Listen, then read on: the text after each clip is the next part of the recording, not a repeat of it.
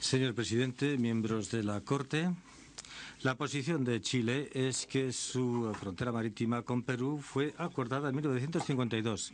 Para tener éxito en esta aseveración tiene que demostrar en hecho y en ley que existió tal acuerdo entre Chile y Perú.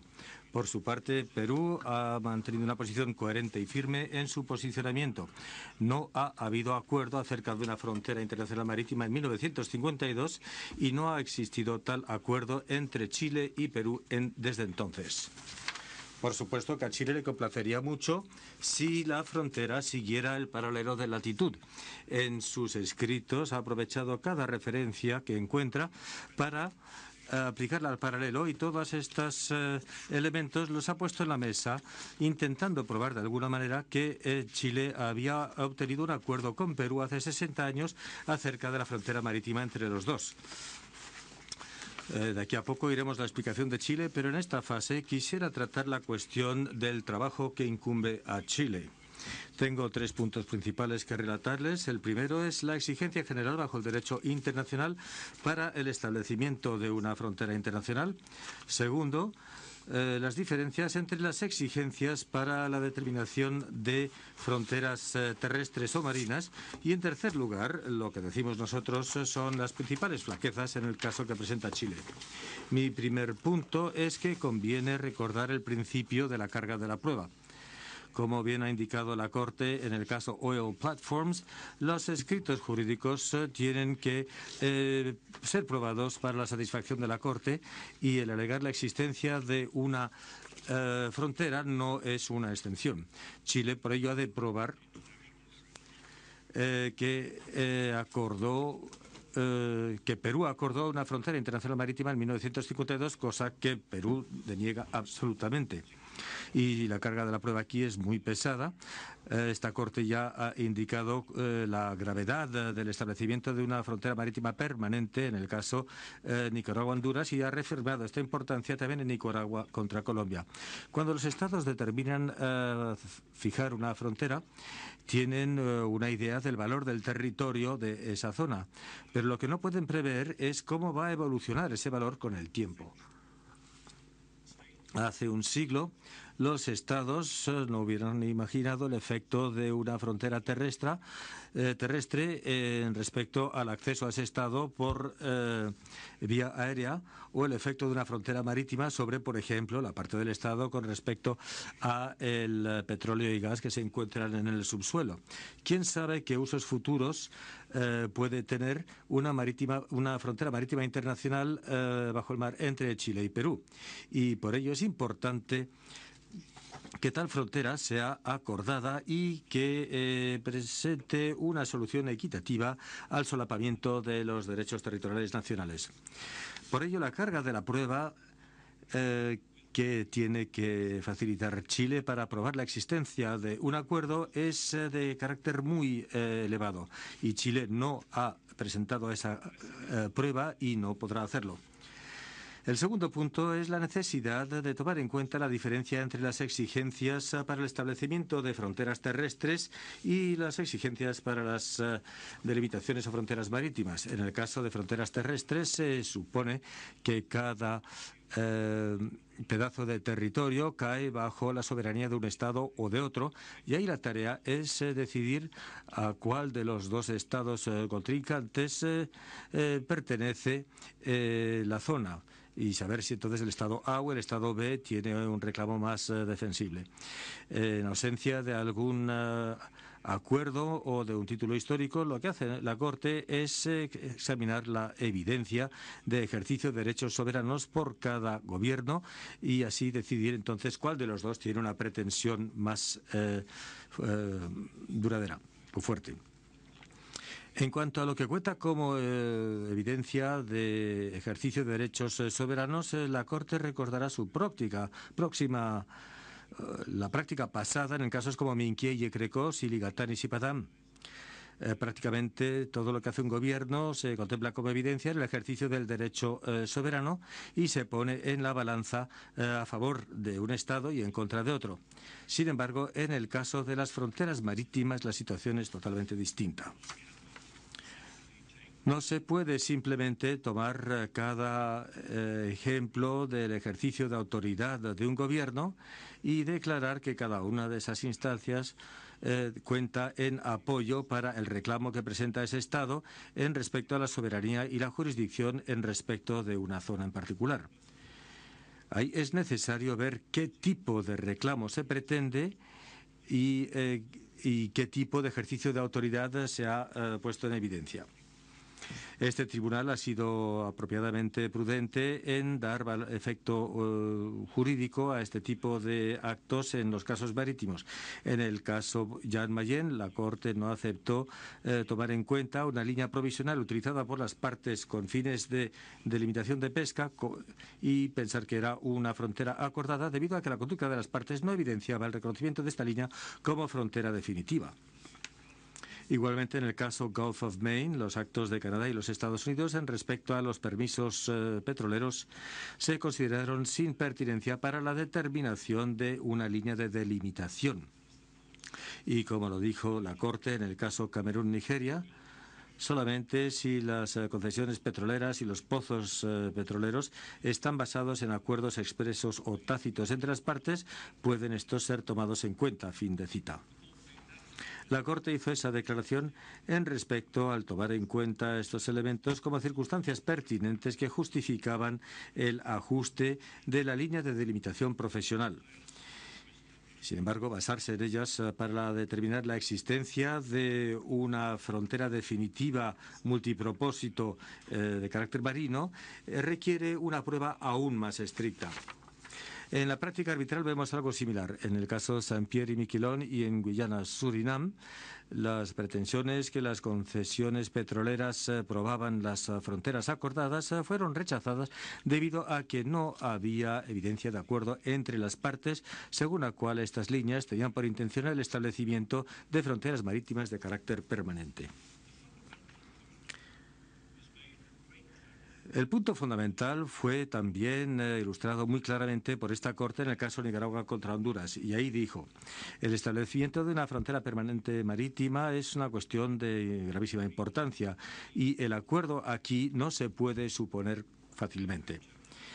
Una línea de facto puede, en ciertas circunstancias, corresponder a la existencia de una frontera jurídicamente acordada o puede ser más de carácter provisional o puede ser una línea determinada con fines específicos como, por ejemplo, el compartir un recurso escaso.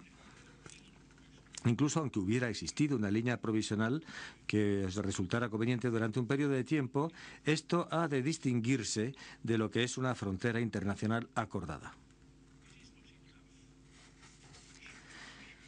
No basta con que Chile pruebe que la línea fue utilizada para usos específicos y limitados. Para demostrar la existencia de un acuerdo que establece una línea de demarcación definitiva, la evidencia tiene que ser contundente y la práctica del Estado ha de ser coherente, no contestada y haber estado en práctica durante un largo periodo de tiempo. Sin embargo, Chile no puede cumplir con estas exigencias. Chile no puede apuntar a ningún acuerdo que contenga indicaciones claras y específicas refiriéndose a las fronteras marítimas, ni tampoco ha presentado una práctica del Estado que contradiga el entendimiento de Perú, según el cual los acuerdos entre los dos Estados en el pasado han tenido propósitos específicos y limitados y no eran manifestaciones de una frontera marítima internacional establecida. Me refiero entonces al tercer punto, la manifestación el argumento de Chile que la frontera fue fijada en 1952 en la Conferencia de Santiago. Pero ¿qué nos muestran los documentos de esa conferencia y las actas? Nos muestran que, al contrario de los procedimientos normales para el establecimiento de una frontera marítima internacional, aquí no hay propuesta de que los dos estados se reúnan para acordar de una frontera. No hay actas, ni cartas, ni proyectos de documentos que relaten la negociación acerca de una frontera acordada. No existe tratado bilateral que especifique la trayectoria de una frontera acordada. No hay instrumentos constitucionales en un país ni en el otro que traduzcan una frontera acordada. No existe un mapa acordado representando esta frontera, y tampoco existe un acuerdo de que ni siquiera existe una frontera. Y que nosotros sepamos, tampoco hay ejemplos en la práctica internacional de un acuerdo internacional aplicable a una zona marítima extensa entre dos estados donde se suponga esta existencia a la luz de tal llamativa falta de pruebas. Así que la Corte aquí se encuentra encarada con un vacío en el que flotan solamente los ecos de estas aseveraciones según las cuales Perú acordó de una frontera en 1952. Todas las indicaciones que podríamos esperar de una negociación, de la adopción de un acuerdo o de la implementación de una frontera marítima internacional acordada brillan por su ausencia. ¿Cómo explica esto Chile? Pues Chile, por supuesto, hace lo que puede de los datos existentes. Toma retazos de prueba para constituir un patchwork coherente y también junta las distintas referencias al paralelo en un párrafo sobre los derechos marítimos relativos a las islas en la Declaración de Santiago, junta eso con los acuerdos de vigilancia en las zonas próximas a la costa, en el Acuerdo Especial de 1954, y también el marcado del paralelo para la pesca artesanal en 1968 y 69, y también las distintas prácticas como el uso de las líneas divisorias creadas para salvaguardar la vida humana, que son, por ejemplo, las NAV áreas, las áreas de búsqueda y rescate y las FIRs. Y toma todo esto y lo presenta esta mezcla como si fuera un corpus de práctica concentrado en la implementación de una frontera marítima internacional multipropósito que se extiende a 200 millas o incluso más allá. Es como si Chile les presentara un puñado de elementos de un rompecabezas y les dijera que al juntar estos distintos pedazos van a ver la imagen completa. El problema es que los pedazos de este rompecabezas vienen de distintos rompecabezas. La Conferencia Ballenera de 1952, las regiones de información de vuelo, la zona especial relativa a los faros para la pesca de cabotaje, todas estas son soluciones a problemas específicos de naturaleza práctica, así que en las palabras mismas de la Corte, para fines específicos limitados. Es decir, que no existe ningún gran diseño, no existe ningún acuerdo de 1952 bilateral ni trilateral sobre las fronteras marítimas internacionales permanentes. Chile ha constituido un paisaje anacronístico de lo que en realidad no corresponde a los hechos. Recordaron, por ejemplo, la alegación según la cual Perú y Chile conjuntamente invitaron a Ecuador a unirse a ellos a la Declaración de Santiago, o de que la Conferencia de Santiago no se había concentrado en la actividad ballenera. Ninguna de estas indicaciones es correcta. Chile, en efecto, se ha referido a mapas y publicaciones que se sitúan en la frontera marítima, en el paralelo. Sin embargo, como hemos indicado en nuestra réplica, y en el párrafo 4.69, prácticamente todos los mapas y publicaciones provienen de una sola fuente, que es la publicación Limits of the Seas de 1979.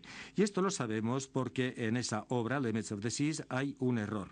Esa obra se refiere al paralelo del hito número 1 como posicionado en 18 grados 23 minutos y 03 segundos en lugar de 18 grados 21 minutos y 03 segundos, que es el lugar donde se encuentra realmente el hito número 1. Ese mismo error aparece en casi todos los mapas ulteriores. Similarmente, incluso los juristas más distinguidos se han basado también en esta obra Limits of the Seas como la autoridad que utiliza en este respecto. Y un ejemplo lo ven ustedes en el anexo 301 del contramemorial. Pues bien, esta obra Limits in the Seas está equivocada. No existía frontera acordada en ese paralelo. Y Chile cita estas repeticiones como si fueran una prueba del reconocimiento internacional de este paralelo como algo que constituye una frontera marítima internacional. Sin embargo, esto constituye menos una autoridad que un simple fenómeno de ciega repetición. El hecho de que Chile se base en ello es, como nos decía Wittgenstein, como si una persona comprara varias copias del mismo periódico para asegurarse de lo que ahí pone es verdad. Chile dedica toda una sección de su dúplica para informar a la Corte que algunos autores peruanos, a quien llama revisionistas, han reconocido que se ha determinado la frontera marítima. Y para probar esto, Chile, quizás más con el propósito de envenenar la situación que con esperanzas de reforzar su propia posición, ha extraído frases de estos escritos e incluso ha distorsionado sus puntos de vista. No disponemos de suficiente tiempo para contestar cada una de estas aseveraciones de Chile, pero permítame darles dos ejemplos referidos a la delegación de Chile. En el párrafo 527 de la dúplica de Chile, la palabra established, establecido, se cita hablando del profesor Eduardo Ferrer Acosta y su libro de 1979 para dar la impresión de que su punto de vista era que la frontera marítima ya había sido establecida entre Perú y Chile. No obstante, lo que la frase que cita Chile dice realmente, y lo tienen en la pestaña 61 de su manojo, es que a la luz de la no existencia de un tratado especialmente concluido entre Chile, Ecuador y Perú para establecer los límites de sus fronteras marítimas, se ha entendido o interpretado que tales límites están fijados basándose en el paralelo geográfico. Fin de cita. El profesor Ferrero dijo explícitamente que no existía tratado sobre las fronteras marítimas y esta declaración se confirma en los párrafos subsecuentes de ese mismo libro. De manera similar, la dúplica de Chile también cita en varias ocasiones, utilizando a veces una pequeña frase o una palabra o un párrafo, extraídos de la tesis presentada por la ministra Marisol Agüero Colunga cuando ésta era estudiante en la Academia Diplomática del Perú. En la pestaña 62 encontrarán ustedes la parte conclusiva de ese mismo párrafo que Chile sistemáticamente omite, donde ella dice, y cito, que no podemos presuponer de un acuerdo entre los tres países sobre la delimitación de su zona marítima de 200 millas, medida a partir de su costa continental, ya que esto supondría la existencia de un tratado sobre la delimitación marítima. Y la Declaración de Santiago no es un tratado internacional, ni tampoco, como hemos podido ver, ni tampoco trata de las delimitaciones marítimas entre los estados signatarios. Fin de cita. La alegación de Chile, según la cual estos autores no declaran que no exista una frontera marítima entre Chile y Perú, es simplemente falsa. En este momento, señor presidente, podemos preguntarnos entonces por qué Chile no ha dado a la Corte una selección de los escritos de autores chilenos, quienes después de la Declaración de Santiago de 1952 lo describían como un tratado que establecía una frontera marítima multipropósito en función del paralelo de latitud con Perú. En efecto, los autores chilenos generalmente empezaron a propagar la idea de que la Declaración de Santiago establecía una frontera marítima entre Perú y Chile solamente después de que el embajador Bácula hubiera transmitido al ministro de Exteriores chileno la invitación por parte del gobierno peruano para participar en una negociación de un acuerdo de delimitación marítima en 1986. No era la práctica en los textos anteriores el explicar la Declaración de Santiago como una que establecía una frontera marítima internacional multipropósito. Bueno, independientemente de cuán informadas pueden ser las distintas opiniones, como bien ha podido ver la Corte Permanente de Arbitraje en el caso de Eritrea contra Yemen, no se puede probar un derecho jurídico ni tampoco establecer la existencia de un acuerdo fronterizo allá donde simplemente no existe. Chile nos indica que debido a las distintas menciones y usos del paralelo a través de un medio siglo después de 1952, que ese paralelo debe ser el lugar donde se encuentra la frontera. Pues bien, ese enfoque o método podría tener cierta justificación lógica si nos encontráramos aquí en una disputa sobre una frontera terrestre donde ambas partes aceptaban que la frontera sí existe y ahí la tarea no sería más que decidir dónde existe esa delimitación. Sin embargo, las partes en este caso no aceptan esa premisa. La tarea ante la Corte no es de decidir dónde se sitúa una frontera ya existente. La tarea es de decidir si realmente existe un acuerdo existente acerca de la frontera, como lo pretende Chile y como lo niega Perú. Así que en nuestra posición, independientemente de cuánto Chile pueda retorcer y distorsionar la historia, no puede crear una frontera a partir del acuerdo de 1952 ni a partir de esa fecha.